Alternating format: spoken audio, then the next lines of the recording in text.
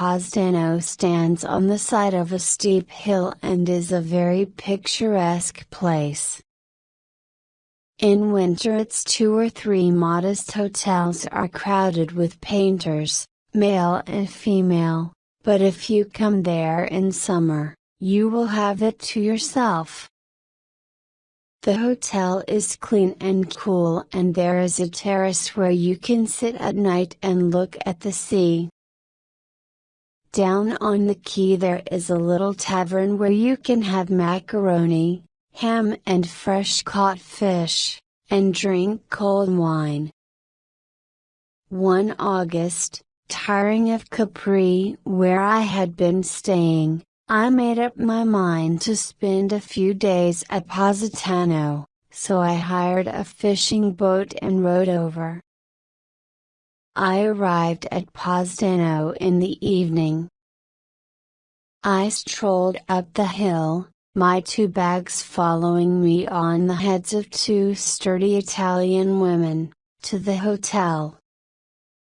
I was surprised to learn that I was not its only guest. The waiter, whose name was Gisby, was an old friend of mine, and at that season he was boots, porter, chambermaid and cook as well.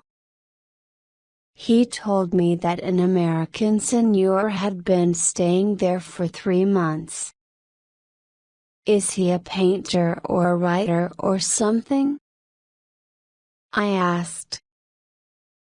No, signore, he's a gentleman. Odd, I thought. No foreigners came to Positano at that time of year. I could not imagine anyone wishing to spend 3 months there, unless it was somebody who wanted to hide. And since all London had been excited by the flight earlier in the year of an eminent, but dishonest, financier, the amusing thought occurred to me that this mysterious stranger was perhaps he. I knew him slightly and hoped that my sudden arrival would not disturb him. You'll see the signore at the tavern, said Giuseppe, as I was going out. He always dines there. He was certainly not there when I arrived. In a few minutes, however, a man walked in who could be no other than my fellow guest at the hotel, and I had a moment's disappointment when I saw that it was not the hiding financier. A tall, elderly man, bronzed after his summer on the Mediterranean, with a handsome, thin face. He wore a very neat suit of cream-colored silk and no hat. His gray hair was cut very short, but was still thick. There was ease in his bearing, and elegance. He looked round the half-dozen tables at which the natives of the place were playing cards or dominoes, and his eyes rested on me. They smiled pleasantly. He came up. I hear you have just arrived at the hotel. Giuseppe said that as he couldn't come down here to introduce me, you wouldn't mind if I introduced myself. Would it bore you to dine with a total stranger? Of course not. Sit down. He turned to the maid who was laying a cover for me and in beautiful Italian told her that I would eat with him. He made a very good cocktail and with added appetite we began our dinner. My host had a pleasant humor and his fluent conversation was agreeable. You must forgive me if I talk too much, he said presently. This is the first chance I've had to speak English for 3 months. I don't suppose you will stay here long, and I mean to make the most of it.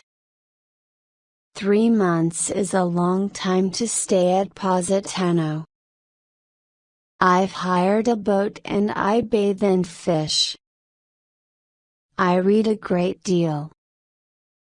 I have a good many books here, and if there's anything I can lend you I shall be very glad. I think I have enough reading matter. But I should love to look at what you have. It's always fun looking at other people's books. It also tells you a good deal about them, he said. When we finished dinner, we went on talking. The stranger was well read and interested in various topics. He spoke with so much knowledge of painting that I wondered if he was an art critic. But then he began to speak of the books he had read, and I came to the conclusion that he was a college professor. I asked him his name. Barnaby, he answered. That's a name that has recently become known to everybody, I said. Oh, how so? Have you never heard of the celebrated Mrs. Barnaby? She's a compatriot of yours. I admit that I've seen her name in the papers rather often of late. Do you know her? Yes, quite well. She gave the grandest parties all last season, and I went to them whenever she asked me. Everyone did. She's an amazing woman. She came to London to spend the season, and, by George, her parties were the most successful in London. I understand she is very rich? Oh, yes, very. But it's not the money that has made her success. Plenty of American women have money. Mrs. Barnaby has won her place in society by sheer force of character. She never pretends to be anything but what she is. She's natural. She's priceless. You know her history, of course? My friend smiled. Mrs. Barnaby may be a great celebrity in London, but in America she is almost unknown. I smiled also. Well, I'll tell you about her.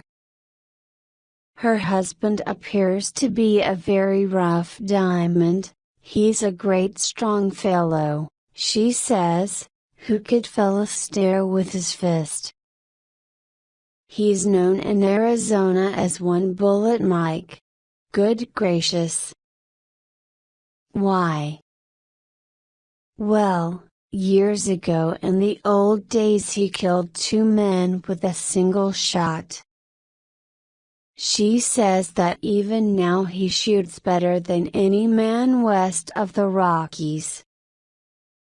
He's a miner, but he's been a cowpuncher, a gun runner, and God knows what in his day. A real Western type, said my professor a trifle acidly, I thought. Mrs. Barnaby's stories about him are very amusing. Of course, everyone's been begging her to let him come over, but she says he'd never leave the wide open spaces. He struck oil a year or 2 ago, and now he's got all the money in the world. I've heard her keep the whole dinner table spellbound when she's talked of the old days and their adventures. It gives you quite a thrill when you see this gray-haired woman, not at all pretty, but wonderfully dressed, with the most wonderful pearls, and hear her tell how she washed the miners' clothes and cooked for the camp. When you see Mrs. Barnaby sitting at the head of her table, quite at home with princes of the blood, ambassadors, cabinet ministers and the Duke of this and the Duke of that, it seems almost incredible that only a few years ago she was cooking the food of 70 miners. Can she read or write? I suppose her invitations are written by her secretary, but she's by no means an ignorant woman. She told me she had always made herself read for an hour every night after the fellows in camp had gone to bed. Remarkable. On the other hand, one bullet Mike only learned to write his name when he got rich and had to sign checks. We walked up the hill to our hotel and before separating for the night arranged to spend the next day together. We spent a charming day bathing, reading, eating, sleeping and talking, and we dined together in the evening. The following morning, after breakfast on the terrace, I reminded Barnaby of his promise to show me his books. Come right along. I accompanied him to his bedroom where Giuseppe, the waiter, was making his bed. The first thing I caught sight of was a photograph in a beautiful frame of the celebrated Mrs. Barnaby. My friend caught sight of it too and suddenly turned pale with anger. You fool, Giuseppe! Why have you taken that photograph out of my wardrobe? Why the devil did you think I put it away? I didn't know, Signore. That's why I put it back on the Signore's table. I thought he liked to see the portrait of his Signora. I was staggered. Is Mrs. Barnaby your wife? I cried. She is. Good Lord, are you one bullet Mike? Do I look it? I began to laugh. I must say you don't. I glanced at his hands. He smiled grimly and held them out. No, sir, I have never felt a stir with my naked fist. For a moment we stared at one another in silence. She'll never forgive me, he moaned. She wanted me to take a false name, and when I refused, she was quite angry with me. She said it wasn't safe. I said it was bad enough to hide myself in Positano for 3 months and categorically refused to change my name. He hesitated. Now I can do nothing but beg you not to disclose a secret that you have discovered quite by chance. I will be as silent as the grave, but honestly I don't understand. What does it all mean? I am a doctor by profession and for the last 30 years my wife and I have lived in Pennsylvania. I don't know whether I have impressed you as a roughneck, but I may tell you that Mrs. Barnaby is one of the most cultivated women I have ever known. Then a cousin of hers died and left her a very large fortune. My wife is a very, very rich woman. She has always read a great deal of English fiction, and her one desire was to have a London season, to give parties and do all the grand things she had read about in books. It was her money, and although the prospect did not tempt me, I was glad she could gratify her wish. We sailed last April. The young Duke and Duchess of Hereford happened to be on board. I was ill when we sailed and stayed in my cabin, so Mrs. Barnaby was left to look after herself. Her deck chair happened to be next to the Duchess's. My wife has a very keen sense of humor. Getting into conversation with the Duchess, she told her a little anecdote, and to make it more interesting she said that it had happened to herself. The success of the story was immediate. The Duchess begged for another, and my wife went a little further. 24 hours later she had the Duke and Duchess eating out of her hand. She used to come down to my cabin at intervals and tell me of her progress. It amused me greatly, and since I had nothing else to do, I sent to the library for the works of Bret Harte and supplied her with interesting details.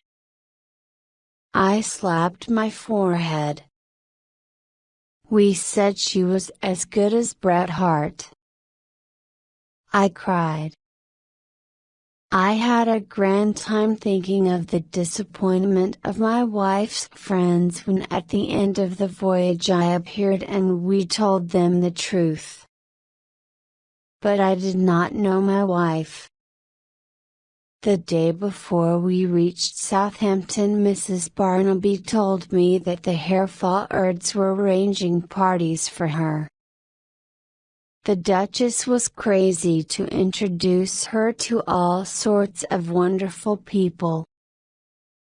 It was a chance in 1,000, but of course, I would spoil everything. She admitted that she had been forced by the course of events to represent me as very different from what I was.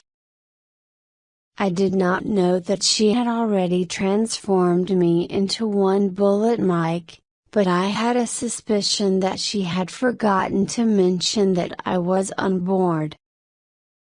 Well, to make a long story short, she asked me to go to Paris for a week or two till she had strengthened her position. I didn't mind that. I liked the prospect of doing a little work at the Sorbonne much more than going to parties in London, and so, leaving her to go on to Southampton, I went to Paris. But when I had been in Paris 10 days she flew over to see me.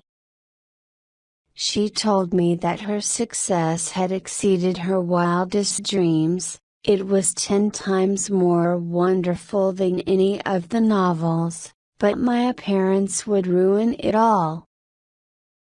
Very well, I said, I would stay in Paris. She didn't like the idea of that. She said she'd never have a moment's peace so long as I was so near and might run across someone who knew me. I suggested Vienna or Rome. They wouldn't do either, and at last I came here, and here I have been hiding like a criminal for 3 endless months. Do you mean to say you never killed the 2 gamblers, shooting one with your right hand and the other with your left? Sir, I have never fired a pistol in my life. And what about the attack on your log cabin by the Mexican bandits when your wife loaded your guns for you and you stood the siege for 3 days till the government troops came to your help? Mr. Barnaby smiled grimly. I never heard that one. Isn't it a trifle crude? Crude. It was as good as any Wild West picture. I suppose that is where my wife got the idea. But the wash tub. Washing the miners' clothes and all that. You don't know how she made us laugh with that story. Why, she swam into London society in her wash tub. I began to laugh. She's made the biggest fools of us all, I said. She's made a pretty big fool of me too, remarked Mr. Barnaby. She's a wonderful woman and you're right to be proud of her. I always said she was priceless. She realized the passion for romance that beats in every British heart and she's given us exactly what we wanted. I wouldn't betray her for worlds. It's all very fine for you, sir. London may have gained a wonderful hostess, but I am beginning to think that I have lost a perfectly good wife. The only place for one bullet, Mike, is the great open West. My dear Mr. Barnaby, there is only one course open to you now. You must continue to disappear. I'm very much obliged to you. I thought he replied with a good deal of acidity.